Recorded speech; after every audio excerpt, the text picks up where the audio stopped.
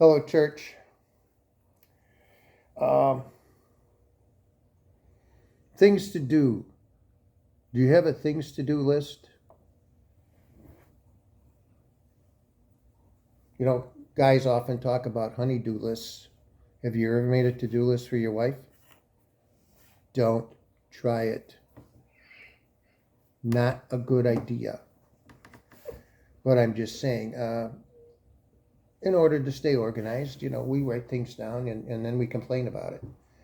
Oh, yeah, I got to go do this. And, well, I got to take care of that. Can you imagine God going, well, I got to give Earth a sunrise today. I just don't feel like doing it. And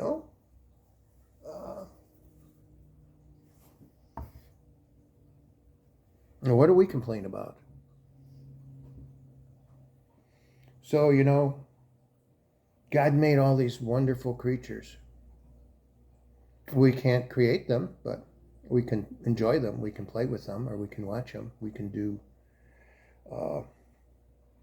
things to enhance their lives and put those on our to-do list. So why do we even need a to-do list? Did Adam and Eve have a to-do list? I'm guessing they did. They may not have written it down, but even in the Garden of Eden, God knew that man needs things to do. Because if we don't have things to do, what do? We start thinking. And when we do that, we start getting in trouble because when we have too much time to think and we don't do, we get further and further away from what's actually happening and what needs to be done versus what you feel like doing. I may feel like going to take a nap instead of working on my devotionals, but the fact of the matter is I love doing this, church, and I love talking with you, and I love talking about my trials and tribulations, and for me, all this is self-talk. I love the fact that we support each other and we see each other in our weaknesses and in our strengths. We celebrate each other's victories. We hold each other up in our defeat. And I just would like to talk about maybe some things that God has on his to-do list versus what we have. So in Job 40, verse 15, he talks about the dinosaur he created. Take a look at Behemoth,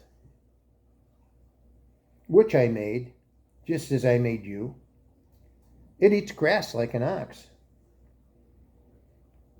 See its powerful loins and the muscles of its belly. Its tail is as strong as a cedar. The sinews of its thighs are knit together. Its bones are tubes of bronze. Its limbs are bars of iron. It's prime example of God's handiwork, and only its creator can threaten it.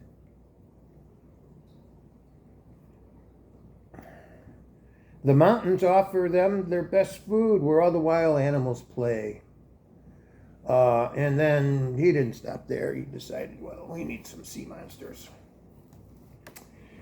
So, talking again to Job, he says, can you catch Leviathan? Can you catch him with a hook or put a noose around his jaw? Can you tie it with the rope through the hose? Go ahead, Mary. What were you saying I should do? No?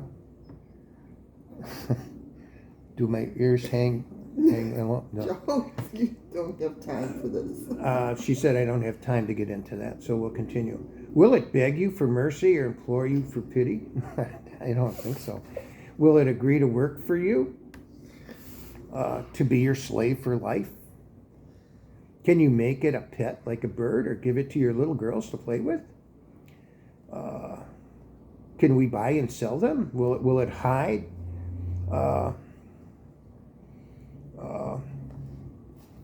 Will it be hurt by spears or pathetic harpoons?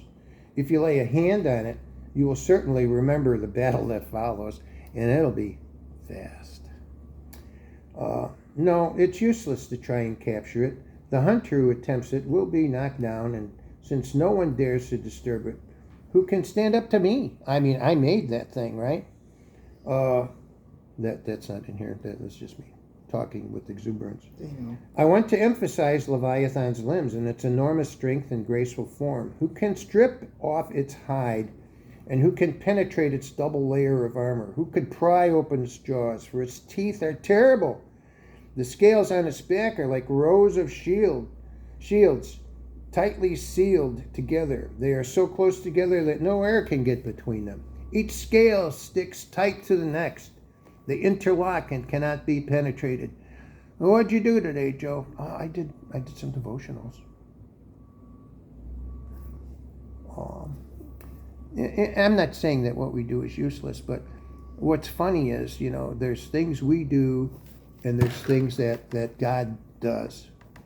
And how we can sit sometimes in our own self-importance or pity parties and think that we've got all these things we have to do and take care of. And what God does, just for the joy of being, of existing, creation, that's us. When we look at that, shouldn't it give us some spark? Shouldn't it give us some impetus to do the things that God has gifted us to be able to do? What could be more reverent? What could give more glory to our Creator than showing Him that we use the tools that He gives us? We don't understand anything He does, but we sure can show our appreciation for it, and we can show it by our demeanor, we can show it by our attitudes, we can show it by how we, as His creation, glorify Him and tell other people about Him. Enjoy your day.